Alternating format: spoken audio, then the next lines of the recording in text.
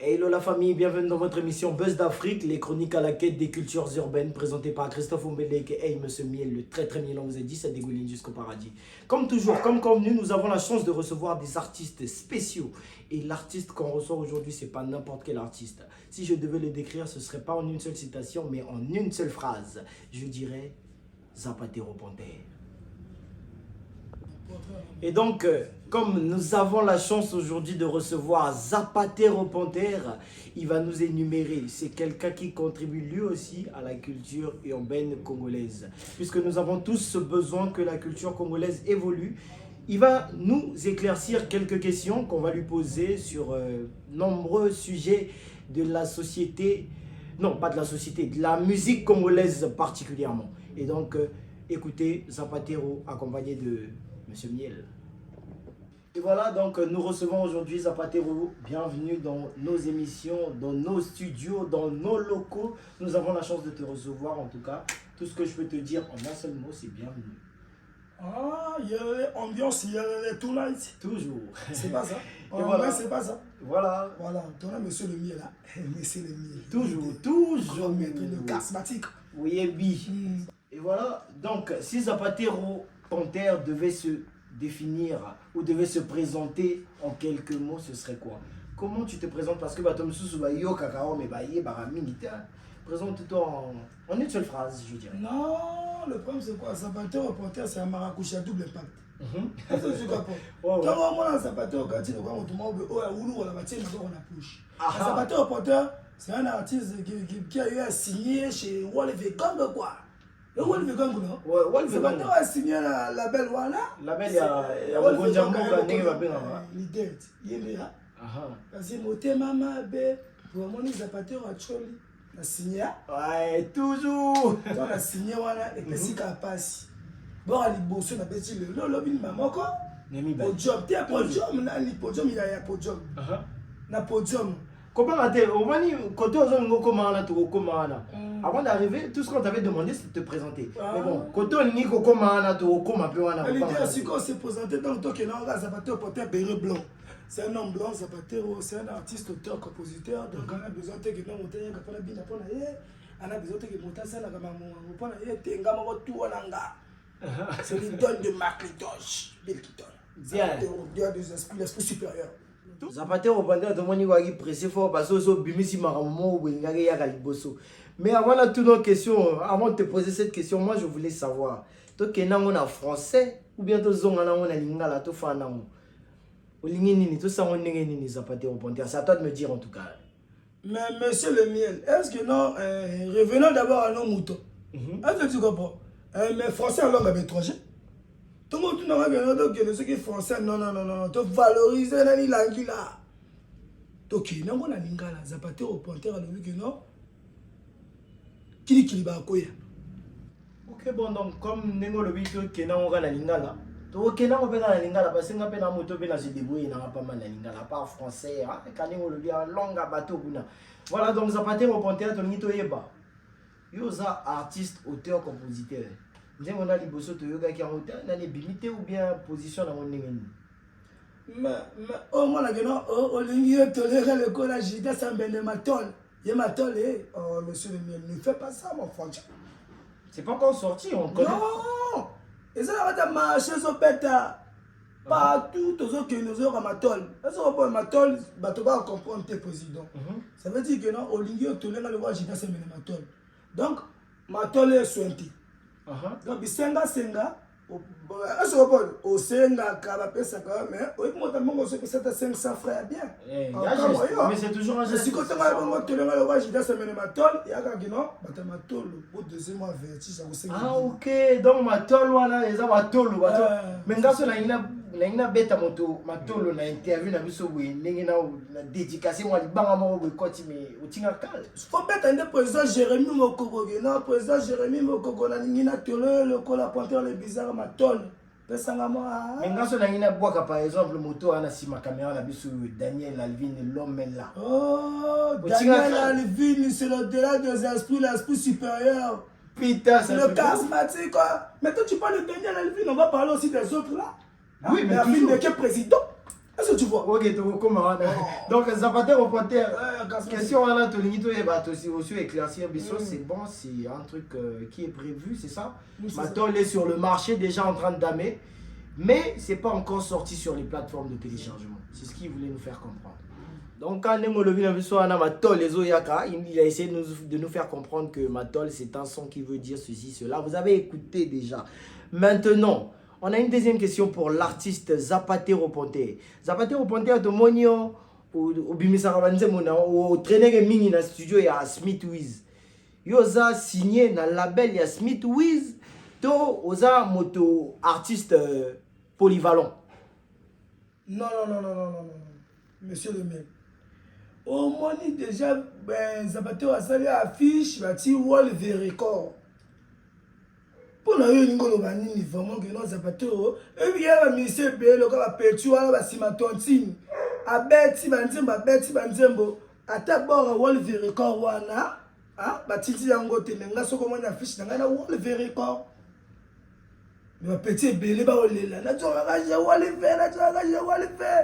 Mais Zapatero bati pe na affiche ba boja mo pe na page wana ba bela ya Facebook ba komi Wolf Record mais l'artiste artiste mboka voix qui bonne et matol. Aussi go so mo la moté mama be pour moi les Zapatero a choli. C'est un problème. C'est un très gros problème.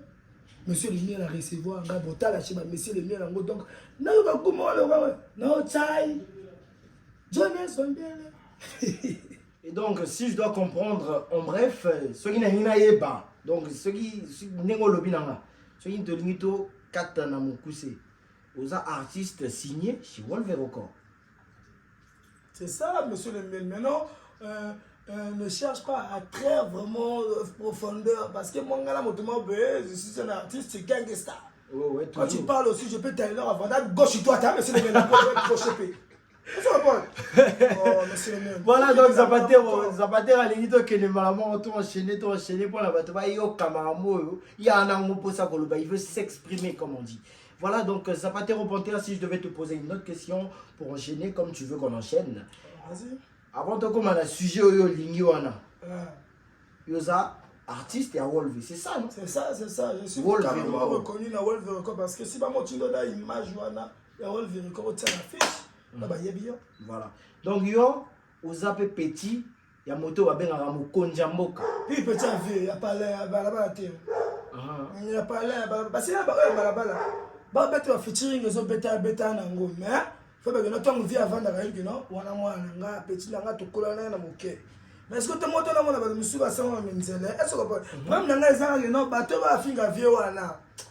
Ah, monsieur même. Au fait, il y a comme un sujet. Tout qui est comme la monga linga le droit du président, nga pumbaka. OK, donc tu comme un donc. Question est Golanda, Isaou. Yoka bien. Je t'écoute. Donc, question ngo Eza avant de comme la question yo lingi ya profondeur. Faut to zonga nani na oya liboso yo lobaki ya moto mo ba ko finga Mokonjamboka. A finga Mokonjamboka lobiki Mokonjamboka za chanteur taza animateur. Et au salon qui fait vidéo et qui n'a pas base polémique n'a pas plateforme mais information on a qui va bimisser on veut polémique et fingi artiste on a autant comme on est ménalité donc quand tu as trop dans détail on va y moto na ou le président avec tout le respect que je te donne grand plaisir un maximum de respect Zapatero n'a pas de frontières Zapatero c'est un casque bleu donc la tanga comment non tanga ngo Zapatero un casque bleu son tanga la tangi moto yebi na les Rambo artiste Afro-Trans. Artiste Afro-Trans par le Mindo qui dit colo il y a soldat vini. C'est bon non? Mindo qui dit colo. C'est bon. OK, on m'a dit les Rambo on a boaki parce qu'il y a ce film Vini Balthazar. Vini Balthazar mon ali bende mo pe ça à l'état musique biso ça là. L'été pe ça libende. Ngana tanda Rambo. Nga pena tanda Rambo to ali bende wana ti. Donc moto comme Vini Balthazar si to monie ata to zoyemba. Ah wana moto ba pe ça libende na l'état. C'est bon. Donc ceux qui va tuer na John Rambo. Non pas soleil. Zanda Rambo na tanda libende nga be libende to ko pota mala ye. Zanda Rambo na tanda wana. Yebe ça Zanda Rambo que non ça va te boaki. Parce que avant la boaka tout le monde a posé au bâti. Parce que ton a fini avec Zane Rambo a ça les sagesse. Alors que non, toi fingate, toi y est, ma. Ça va te yembi non l'idée. Na yembi. Olingi yo tolenga lokola jida sa mbene matol. Et matol. Voilà donc Zapaté reporter ceux qui va tuer là John Rambo l'équipe John Rambo donc à quoi pousse à la même à fini parce que ouais ba nous chou ba ndako na ngwa piye bo pesa ngai na simba yo pesa nous chou ba nous chapalin. Donc bois kai na yamba e mwana. Oh yo ba nous chapalin to wall ve to wana ma wana bi to la vie na wall ve. To wall va emba. Bon, yebisa non à l'idée, elle tout le respect de Jésus voilà. Yebisa aluka leader yeti. Aluka pe ba pecha ba gongoye revolte trité. Ayemba nzembo ya yemo ko le konga pe na yebo to continuer guerre ngo sikulu. OK, donc John Rambo ce qu'on a vu sur auto il dit Zapaté reporter t'a porté défi. Il te demande de faire un son en solo. Pour la guerre continuer, faut yo mo ça la benze mono na ndenge nao. Pour la yona Zapaté au poussa. Mais ça vous regarde, ça c'est entre vous. Nous on va enchaîner avec une autre question. Zapaté reporter lingito comme na koto yo lingiona, to comme apenango. C'est le maître. Artiste mo ya kala. Awo yembaka ningisi pe Congo pe culture à Congo pe azwa pe tam do. On l'appelle Didio Tondo le mauvais gars. Aoucho bima, aoucho zonga mikolo, Didio Tondo le mauvais gars. Tam d'or, hein, remis par le ministre de la culture, Solina Niwana. Non. Didio Tondo. Aoucho bima mikolo, azongi mikolo, azo jongo. Didio Tondo wana zana mikolo, na yebia, ayebi penaya. Didio Tondo abime susu. Mais azongi mikolo. C'est un problème. Oh c'est un problème. Donc, le boss du cartel au sommet qui peut le nier, motema mabe, pour ma moni mosala qui toque. Non, c'est pas. Parce qu'on a sur le président. Ceux qui le minent, qui ont la moyen moté, na hypocrite. La moni pango. Au moins, il n'y a pas de comité. Comment maman côte? Alobige, na minute ya zongi. Musique à Congo pe zongi. Bo tout bazo sala na ya ka pagaille na pagaille. Ma concert au bozo beta, ya ko beta ngo ko leka. Parce que pas type artiste na défi. Beta ba salo bino tout bobuli ana o ba artiste on a tout ba sali. Et ya ko sala ngo mena ko leka. Et alobige ya ba concert été, ils a ba pagaille. Qu'est-ce que tu peux dire toi en tant que petit de Tidjane Mario Mokonyamboka? Yo ko répondre nini na Didio Tondo? Non. Didio Tondo a zongi ko sala musique. Non, de ça on n'a pas ça. Didio Tondo pardon monsieur le miel. Aujourd'hui non, moi je vais seulement dire la vérité. Didio Tondo rien que la vérité. C'est ce qu'on veut entendre en fait. Carrément la vérité. Didio Tondo. Avec tam d'or. Le moment où on va se passer par tam d'or, oh c'est que non. La PC comme papier moko boye kina monta konayi. On m'a fait faire pas mimi oh parce que Didio on a besoin au Tondo on a azolo bagino. Localisation c'est pas dans un mauvais sens. C'est que moi je trouve que non, c'est carrément mbeda, on est bien. Et ça affaire à tirer la Fuguti, ma localisation on a essayé. Localisation on a affaire à tirer la sango bien. Na jalouté, na contre modoté. Affaire à tirer la localisation c'est pour lui. Affaire à tirer la zawana déjà. À ici côté il y a Didier Kirikou à Boudoula non mais on tout le basango. Mota format affaire à tirer. Ça vous comprendre question en ngate. Non, comprenez mais nazo commission de côté de Zali. On dit Didio Tondo wana azere Didia ba matanga na iye na Didia Ferenze bate na mota ko fala ma occupé tsaki na férié ya. Bato ba okufa te. Donc yo Didio Tondo zela bato ba kufa batimo a continue moko boye na matanga ndeza la kanda na ndenge mo iboldo le disque micro na à l'école Tondo papa que ma 1000 francs 2000 pour Didia le moyen comment tu vas cacher 1 million. Ya abongo moi va casser que non à compéter na bora ya to ba kombote ya ndeko ya ba chef ba mboko cacher 1 million moninga gaz maweti na gaz Fabrice Abwada ce que yo siko zolo ba biso nini que yo musicien à l'époque au quartier au zonga sur qui c'est kala to joda qui c'est tout et le nord yo zoko zawani loko nous ngi ça les sila déjà.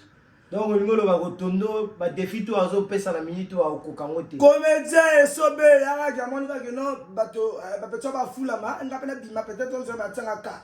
Bangi ti na tramadol génération. Oh la courte folie.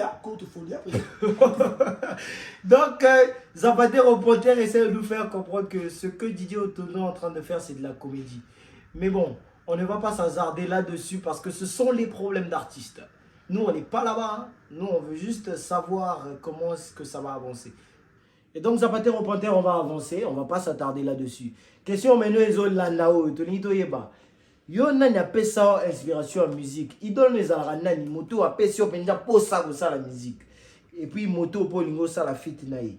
Moto makasi yo reva ko la fit naï nani. Moto Zapater au Panther linga ko la fit naï, hein monsieur le miel, pour ne pas être ingrat quoi. C'est un bébé à Bilkiton Makidosh. Parce que hier à mon amoudou moko boluko a fait na défa Arafat Yoruba que son âme repose au père. Parce que la musique na lo gangster. Après, ma sœur au BP n'a rêvé avec un Black Chief. Yeah. Mais, l'homme n'a pas passé. Tina, bon, Tina, Black Chief, ma sœur, si go, Zapater, on connaît pas. Zapater, pas de gangsta, yeah. Balali. On va me faire de quelqu'un d'autre, Zapater, yeah. Mokolo, Asa, Niji, Django, Bengesoki, Otondo, là, non, Pongé. On me dit que belé, ok, faut t'amener au moins 15 000 francs na bomba, faut t'amener à l'école. Ok, kuna, na presa polémique au fouti 15 000. Ok, mon finga, ramane kotanga na bilili. Ok, faut ok, pototin.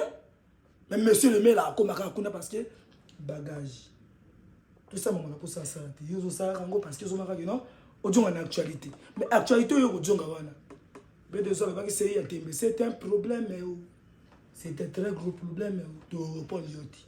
Au Koufawana. Zamatanga, Moutakufa, la mort qui a fait la férie.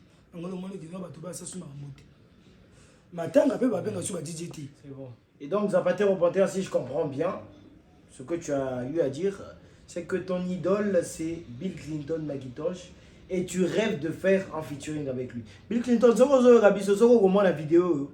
Wana élève numéro petit numéro arrivé et goye maranayo. On se rejoint pe go sabi so pe moi genre culture pe mati pe les sous na niveau pe mati. Donc c'est un peu ça. Nous avons reçu Zapater au Panther, mais avant de finir, on a une dernière question, une toute dernière. On écoute ça. Olobi que kalate a ucho tombola mongonyamboka père na yo selon yo moi mutandako Tidjane Mario Wolve. Mais vous avez mon konjamboka ata moi hit morote ata moi featuring morote wana ya vrai to ya lokuta ozo ko sabi zo to lo ba ya vrai. Mais monsieur le maire, poche yo moni poche na ya non. So ya mi faut pas to 2000 so 10 000 100 000 to yeba. Alors. Et bon ango ya compliqué. C'était un problème avec Tidjane Mario là le côté. Yeba bien na bilili. Cet esprit a compliqué. Oh, Tidjane Mario, tout le balabango. On a beau. On a beau, on a Wolfa déjà. Donc, il y a un papa, un gros plaisir et maximum de respect. Simiti, vous c'est président. Yemoko. Donc, la musique. Donc, ce qui est là, c'est que vous devez retenir, c'est que Tidjane Mario a un hit, un son avec Zapater au Panther. Moi, dans mon Jamboga. Donc, de rôle, il soutient que aux amours en été. Donc, aux amours en été, après, passer par la bord et à la studio. La tongo. Wana na nzungu to na malili. Ke wapi malili koto bato basala ka terre luka mongo te. Nzungu etorara pa bato. Ebi ke moto elo komo ke non. Fallait. Eso bon. Zapater au Panther na paso la bango. Kisa Bukoro wana na jouer na bâche. Voilà, bah tu as vu la ceinture. Donc c'est un peu ça. Zapater au Panther, ce qu'on doit retenir, c'est qu'il y a un truc avec Tidjane Mario qui se prépare. Et Zanaga Nanzungu Negebalobara. Maintenant, avant de se séparer, parce qu'on en a fini, mais on ne se sépare pas de nos artistes comme ça. Zapater au Panther, tu vas nous faire un petit truc, histoire de faire plaisir. Na batuto bazo landabiso. Batuno à Bataclan.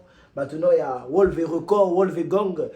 Papa n'a pas mon konjamboka soka weki pa kapelo de fois ko sepela na ngobo sira ngope suna nzemo wana. Donc, la minute Zapater au Panther azo sala biso bo mo bwe a capella.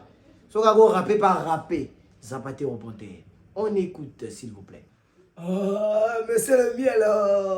Ezaki ka matol. Yo lingi yo tolenga le kola jida sambende matol. Ye matol point de tol. Ah? Monsieur le mêlé, matol, Nicolas matol, Jérémy Mokoko matol, Jojo Bacha matol, leader nganza mokumbi ba le bito matali kola maton tester biso trésor rokobo dangote big manager na le liga ka betsola prodige kuya nanga junior de Mbenze Emmanuel Motoli le boss patron Emmanuel Motoli charismatique. Tu veux dire quoi? La bête à super wana et ça partait au pote était un dîner donc dîner va bien on va dîner on a maille à souko et go braser kangiango donc dîner faut ça moi en sport ah t'as pas j'ai mal ce sport là c'est bon moi donc dîner ça partait au donc dîner la folie règne dans le corps des jeunes Linzombo refrain quoi ngayoyo ezokomela anga Linzombo et monsieur le mele ezokomela bango Linzombo ba jeune ba meli biloko ba finga si jeune Linzombo.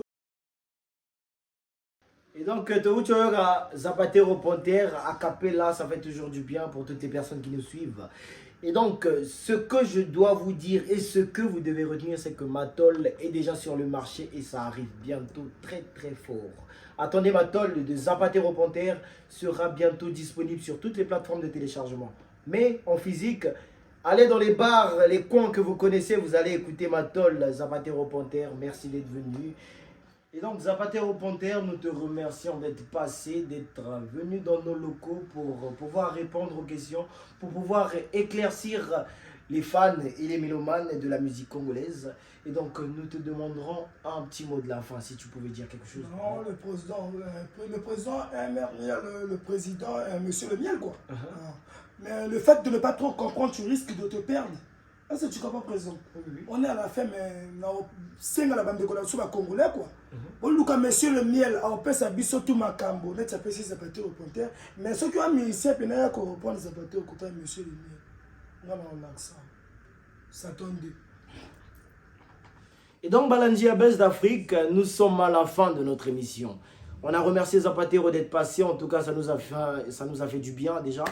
Tous on a vu ce artiste, mais Zapatero Ponter la minute à Kangi Masolo. Donc si on a des artistes qui aimeraient le répondre, je vous invite à passer dans notre émission Buzz d'Afrique, les chroniques à la quête des cultures urbaines. Je vous invite aussi les fans et les mélomanes qui vont regarder cette vidéo à vous abonner à la chaîne et à partager au maximum le lien, s'il vous plaît. C'est tout ce que je vous demande. C'était Monsieur Miel, le très très miel, on vous a dit.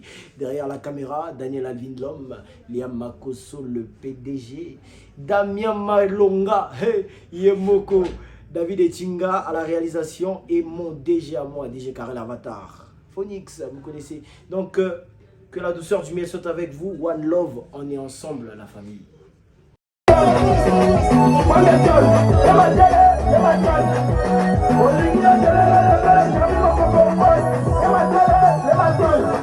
Normally,